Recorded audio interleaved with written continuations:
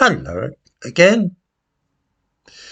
I wonder how many viewers saw the films of the police dealing or failing to deal with Extinction Rebellion and Just Stop Oil protesters who insisted on blocking traffic by either sitting in the road or dawdling very slowly in front of cars and other vehicles. The police, when present, largely allowed them to get away with obstructing the highway like this, despite the fact that the people concerned were breaking the law. The suspicion was that the police officers actually sympathised with the protesters and so didn't wish to come down too hard on them. At Black Lives Matter protests 3 years ago, officers actually knelt in front of disorderly crowds, showing that they agreed with them. Much the same thing happened regularly during gay pride marches, when police officers wear rainbow badges and even rainbow-coloured face paints to show that they are on the side of the marchers. I thought that I'd just remind viewers how things used to be, well within living memory. I dare say that older people will remember the campaign for nuclear disarmament and the Committee of 100, led of course by philosopher Bertrand Russell. Just as with Extinction Rebellion and Just Stop Oil, these people honestly believed that the world was in deadly danger and that they had a moral duty to act, even if it meant breaking the law.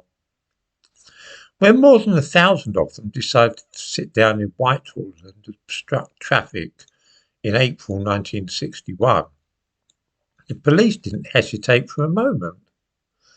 No doubt many of them secretly sympathised with and even agreed with the aims of CND, but that had nothing to do with it. They saw hundreds of people illegally obstructing the highway and blocking traffic and knew that it was their job to shift them so that the traffic could keep moving.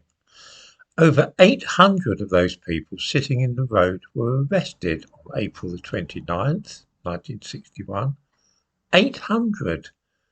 In the course of just an hour or two. In September that year, there was another sit-down in the road protest at Trafalgar Square, and on that occasion, 1,300 people were arrested. It was the biggest mass arrest in British history. Not only that, but the police applied the Public Order Act of 1936 and also prosecuted the organisers of the protests for conspiracy. Bertrand Russell ended up in prison. In those days, the police simply enforced the law, regardless of their own personal feelings, and they didn't turn a blind eye to things like sitting in front of cars. It might be no bad thing if that attitude became the norm again, and the police forgot all about hate speech, social media, and all the rest of it, and focused on maintaining public order and catching criminals. Then they could exercise their political affiliations in private when they were not on duty. The thumbnail to this video shows Bertrand Russell sitting in the road with a bunch of other CND people. It's amazing to think that that's over 60 years ago now.